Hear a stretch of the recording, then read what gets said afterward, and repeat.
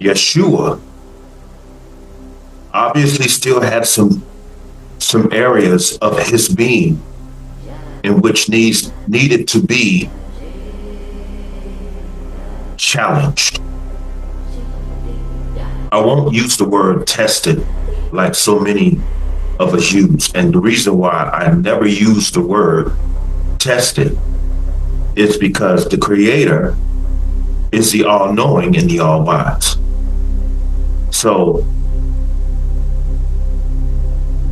let's just say,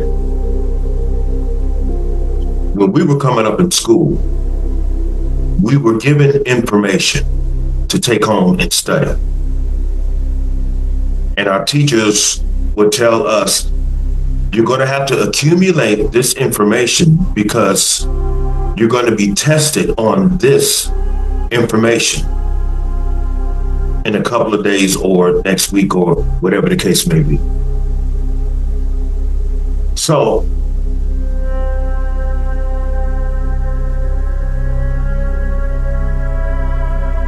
the teacher is not in the position to where he or she knows exactly who's going to pass this test or not, because the teacher are not the all-knowing and the all-wise in terms of their students. So when I used to hear a lot of pastors say that Yeshua was led to the desert to be tempted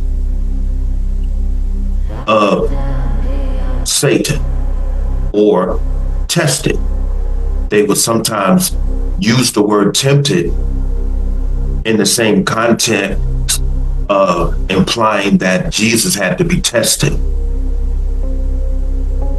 Okay? So the reason why I bring that up is because the Creator is the all-knowing and the all-wise. And therefore, to say that the Creator led Yeshua to the desert in order to be tested is to imply that the Creator did not know if Yeshua was going to be successful in this challenge or not. So basically what I'm saying, the same way that the Creator had observed Adam, and after it had created everything on the earth, and it said that this is good. However, when he observed Adam and he saw the state that Adam was in, so obviously Adam was lonely or Adam was sad, something that the Creator saw with Adam, to where the Creator had saw that, but it is not good that man should be alone. So I bring that up because obviously the Creator had observed Yeshua as a human being and saw that there was something going on in him,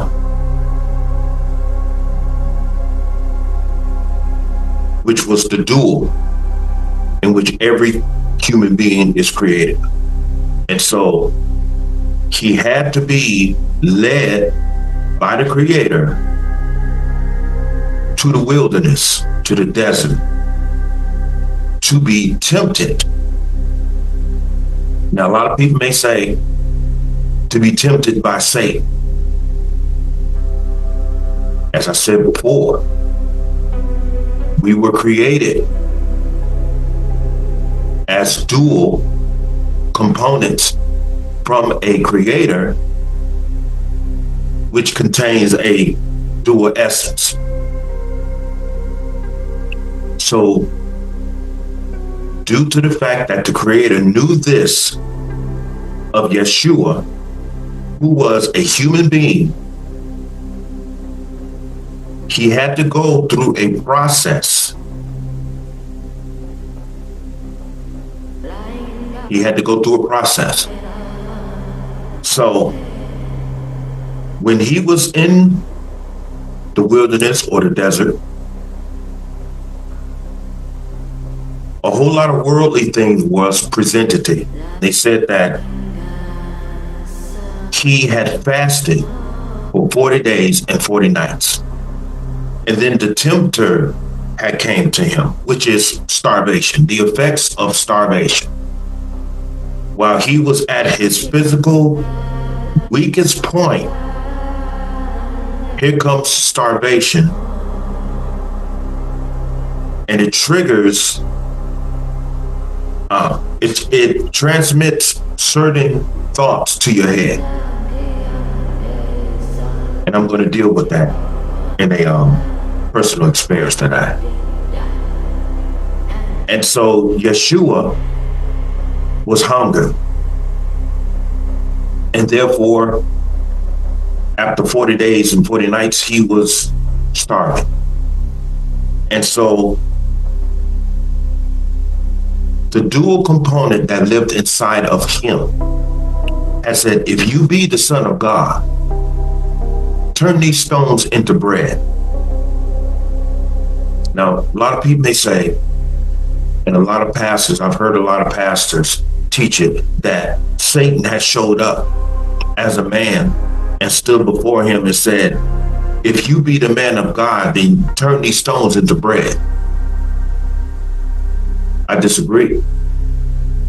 There's no reason for a manifestation of this mystical character named Satan to stand above him, who was starving, and said, if you be the Son of God, turn these stones into bread and eat. Wasn't necessary, because Yeshua had a dual component that was implying that inside himself. So the challenge was, am I going to stay on this righteous path, or am I going to fail in this challenge? Am I going to fail in this challenge? Am I going to wait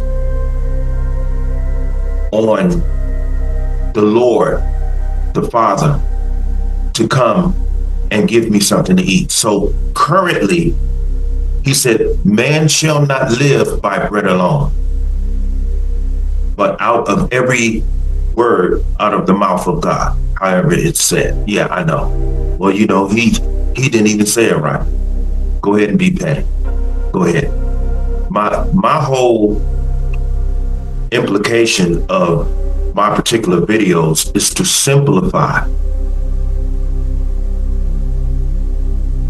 what has been taught in the church, and it's been taught in the church in such a way, it's been taught in such a clever way, to where a whole lot of people are fooled.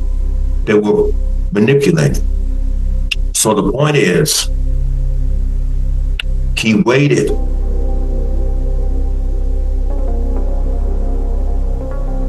and after starvation had left, and he survived the time of the challenge, only then did the Creator said, he claimed him, this is my beloved Son, in whom I am well pleased. I am well pleased. Only then was he ready. He was at his lowest point in terms of his organism, and he still rejected.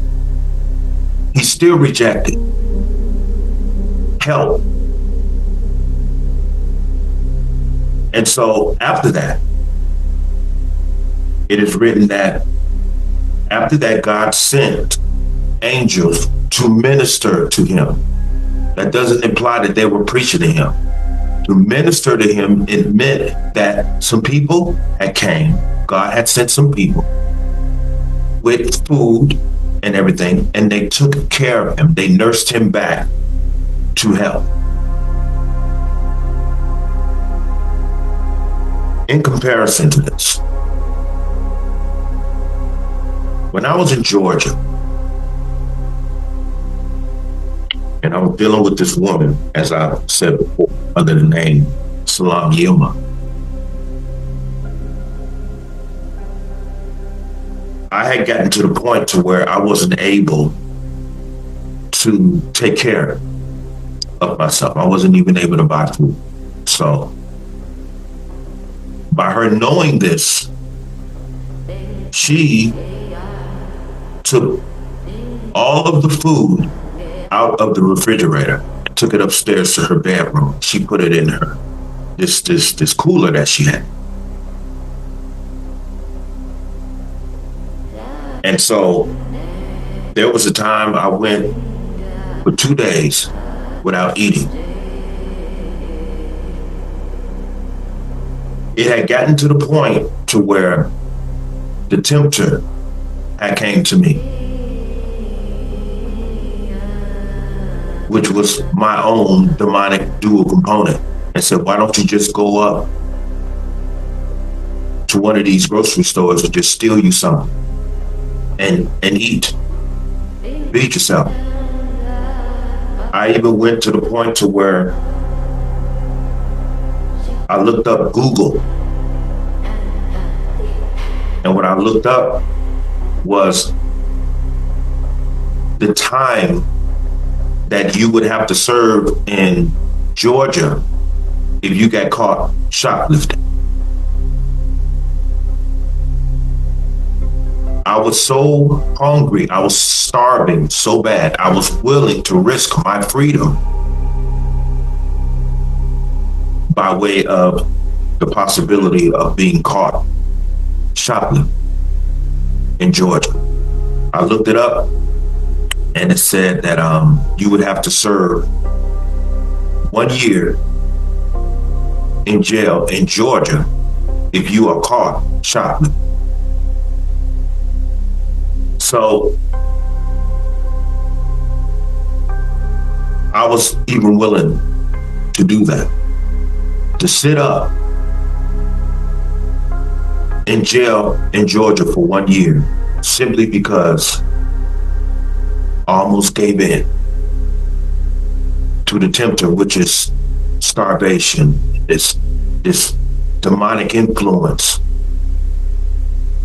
trying to influence me to go and steal, which was the demonic presence that is sitting up in me.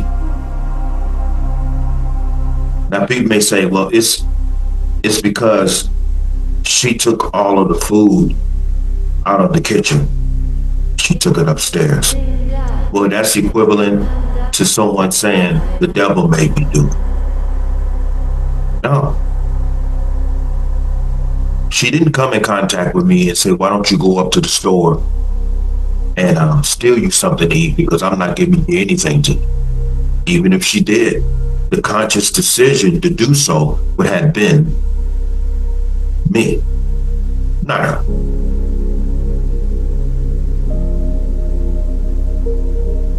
So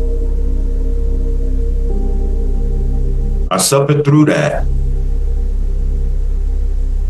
and I was going halfway into the third day of not having anything to eat. And so what had happened was I would get up early in the morning and I would walk, I would say, up to 5.5 miles to this area outside of the store, which is called, it was a tool store, Lowe's. And in the parking lot, there was a lot of brothers that were always standing around waiting for people to come with their trucks to take them to do some work for them, and they would pay you like $50 to $60 a day. That way you can get something to eat. So I walked 5.5 miles. I spent up to 5.5 hours over there, and I wasn't successful in being up. So as I was on my way walking back, I still had this mindset of, hey, you can't keep this up. You're going to have to do something to get you something to eat, because you can't go on like this. You can't go on like this. Now, my so-called rational mind had agreed with this transmission that was coming from my demonic side. You're going to have to do something. You're going to have to do something. And so my so-called rational understanding had agreed with that. Yeah, you're right. As I'm walking, my mind was saying, yeah, you're right. I'm going to have to do something. I'm just going to have to go ahead and risk walking in Kroger's or wherever out there to get me something to eat, because I can't go on like this. I was looking at my body. I was losing a whole lot of weight. And so as I was walking up the street, there was a Jamaican restaurant that was having a grand opening. So, and they were having a grand opening outside. And so as I kept walking up the sidewalk, this huge Jamaican brother, he saw me walking and he said, brother. And I looked around and I didn't think he was, I assumed he wasn't speaking to me. And the reason why I assumed that he wasn't speaking to me is because I was so consumed with grief and humiliation and hurt. I felt like, you can't be talking to me, because of the way that I was feeling. I didn't expect anything like this to transpire. And I looked at him, he said, yeah, you, come here. So I went over to him and said, would you like a plate of food? He said, I'm having a grand opening here. He said, I want to give you a plate of food. So I was like, yeah. He said, don't worry about it, bro. And as I walked towards him, put his arm around him. And he led me into the restaurant. There was people sitting outside eating. And when I went in there, there was a sister in there who was making everyone's plates. And what I noticed about this brother, those styrofoam containments, they had 3 sizes, small, medium, and large. I noticed he grabbed the large one and he told her, fill this up. He said, what do you want? And so I picked out what I wanted and she filled it up. And he gave her a medium size. And he said, I want you to try some of this Jamaican food. And next time I see you, he said, tell me if you like it. So they already gave me a large container. So the medium container was food that he wanted me to try, which implied he knew that I never had any Jamaican food. Obviously, he heard my accent. My accent wasn't the Jamaican culture. And so he put it in a bag and he handed it to me. And I said, thank you. Thank you very much. Thank you very much. He said, hold on. Along with that, he gave me this big 5 liter of Pepsi. He said, here, take this as well. And he walked me out and we walked past everyone that was eating out there. And I turned around and I told him, I said, I really appreciate it because I'm going through something right now that I don't quite understand. And he said, brother, it's going to be okay. He said, don't worry about it. He said, don't worry about it.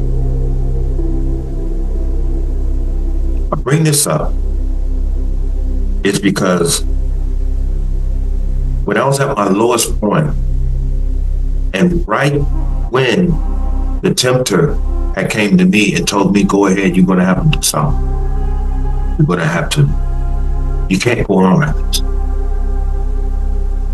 The Creator inspired that man's eyes focus on me as I was walking. I was walking in the curve of the street, and the Creator inspired this man, flagged me down, and to do all of that for me.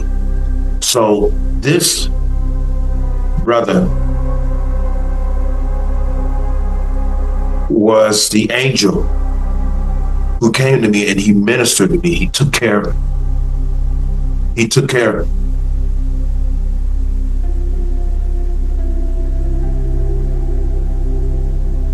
So my thing was, in bringing all of this up, is because I have to say that I failed because my mind, my so-called rational mind, became in harmony with the tempter who tapped into my starvation, who was my area of starvation inside. And it leaned mostly upon my demonic component and not my righteous component. However, as I was moving forward and I had made up my mind that I was going to side with that demonic presence that was sitting up inside of me, and I was just going to go and steal something that I may be able to survive, the Creator saw mercy on me and compassion on me. He sent this brother to me. And he saved me from myself.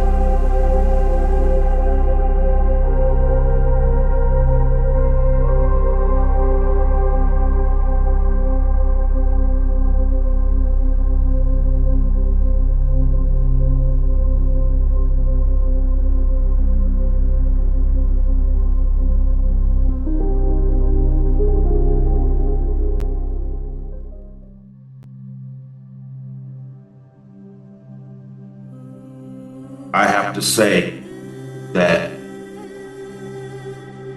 I failed because my mind, my so-called rational mind,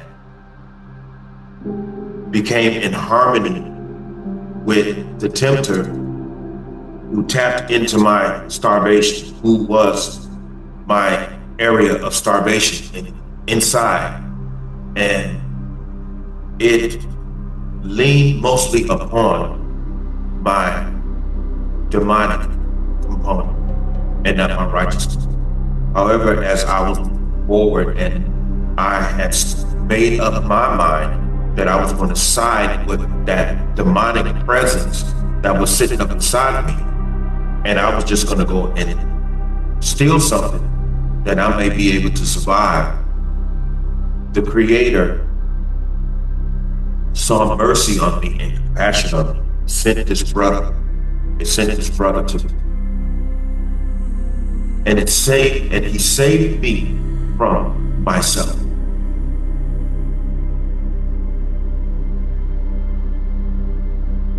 So the whole thing is, Yeshua was able to wait, and he didn't fall under the powerful influence of his demonic dual component inside of him, which was connected to his starvation after he fasted for 40 days and 40 nights. He said to that demonic presence, man shall not live by bread alone. So the reason why I said that I failed that, but the Creator showed mercy on me by sending this brother to me to show me, even though you failed and you were getting ready to risk your freedom, I understand your struggle. I understand your challenge. And so I'm sending this brother to you to give you food that you may not have to suffer so much because you were betrayed. And due to the fact that you were betrayed by her, you were put in the position to where you had to betray self because you leaned upon the demonic presence inside of you, and you were tempted by way of starvation to compromise your moral standards. So this is why I said we are responsible for the conscious decisions that we make.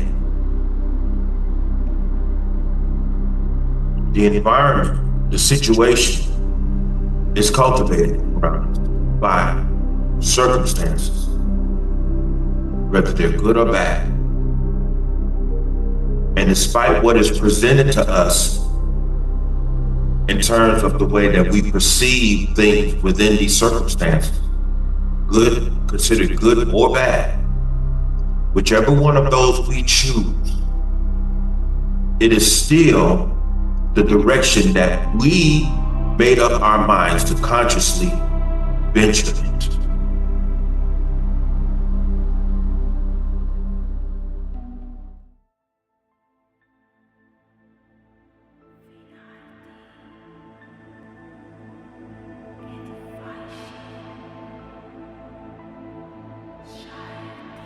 I decided to do a follow-up video on the previous subject on how, regardless of what we're going through, whether it's perceived as someone betraying us, doing us wrong, or whatever the case may be, we are responsible for how we choose to respond to all of those things. Our conscious decisions are what's going to determine our reality. So there's really no excuse for us. We can't point the finger at anyone and what they're doing. Because when it all comes to it, life is full of challenges. Now, when people say life is full of challenges, what a lot of us misunderstand is that we perceive things in terms of the environment and what happens around us in terms of the challenge. There's always someone challenging you. There's always a circumstances that comes up which challenges you. It's more so internal. No matter what transpires in the environment, how we choose to respond to it intellectually, spiritually, and morally is based upon our conscious decisions, regardless of what goes on.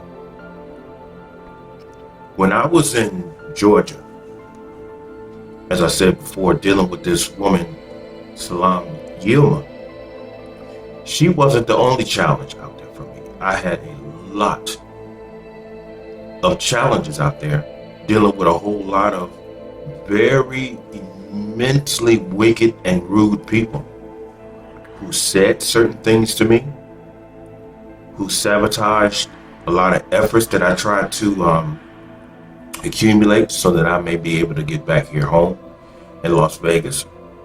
There were a lot of things said to me of where if I would have reacted, I wouldn't be here in Vegas. I'd be in a prison in Georgia, a place where I absolutely despise.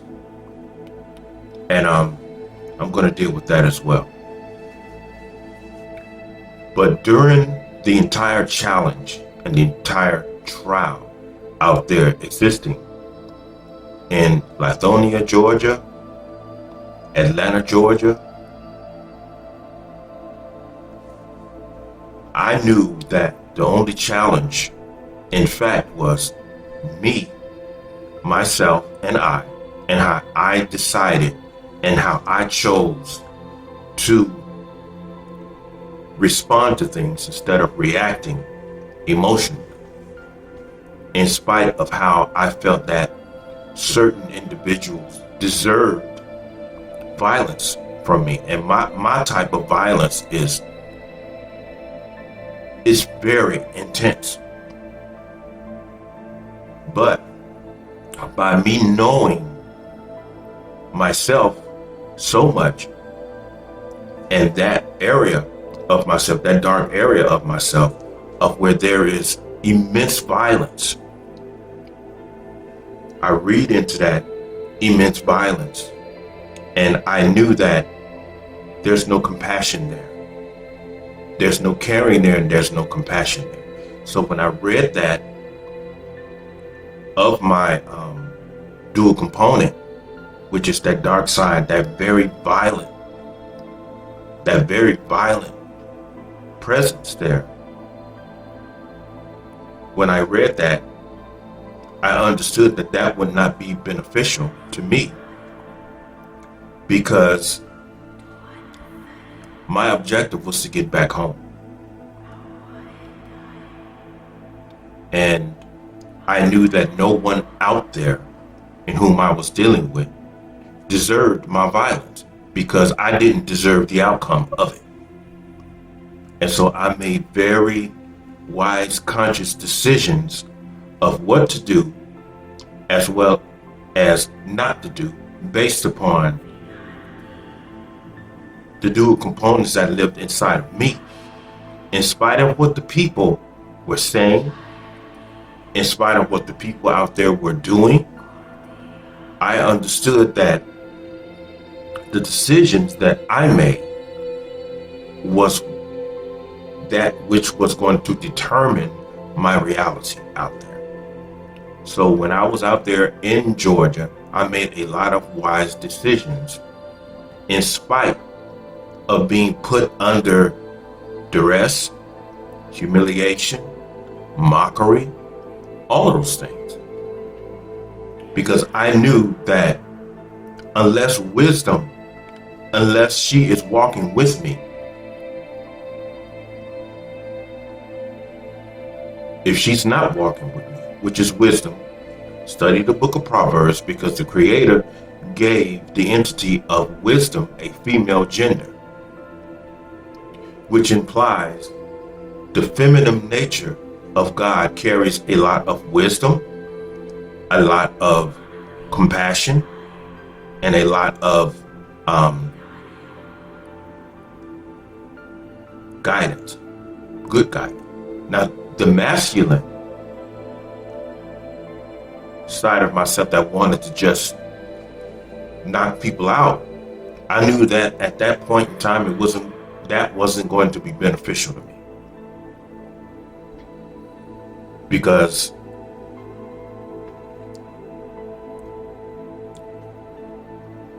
of what, as I said before, what was being done to me and the betrayal that I suffered after giving up everything and going out there for what is called love, which is I'm starting to find out has a very demonic presence in it. You're going out there to try to get your life together, to try to get married and everything, and you go out there and you find out that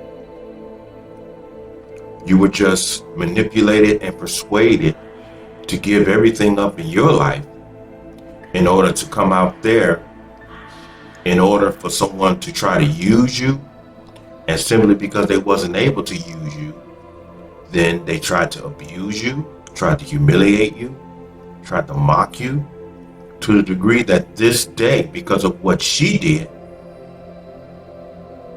she has nothing. She lost everything, her place and everything. And you know, it's like the Bible says, if you live long enough, when justice comes, thou shalt see it, or thou shalt hear of it. So, when it all boils down to it, our conscious decisions is what determines our success or failure. So when I was walking down that street, the reason why I appreciate what that Jamaican brother did for me is because my mind was made up to do something that was going to very much cause my life a lot more complicated than it was currently. However, the Creator sent that man to service my hunger and to get my mind back to where it needed to be. So for a man to be in the desert and in the wilderness for 40 days and 40 nights without food, shelter, and water, and him being able to maintain his righteousness and morality, I felt that was phenomenal. Phenomenal. And it explains the reason why the Creator had used the word well pleased in referring to Yeshua. This is my beloved Son in whom I am well pleased. Because Yeshua was able to wait at a certain time. And in that particular area, I failed in that particular area. And due to the fact that God had mercy on me, because God is the all-knowing and the all-wise and the all-seeing, God also understood that in spite of the decision that I made, the possible circumstances of that, I didn't deserve that. Regardless of who did what to me, the Creator saw favor on me and obviously had said he doesn't deserve what he's getting ready to do to himself. And so what I'm going to do, I'm going to send this man to commune with him, to prevent him from destroying himself. See, there's a lot of times to where God is looking down on us. And after we've made our minds up to do something, a lot of times the Creator looks in on us and says,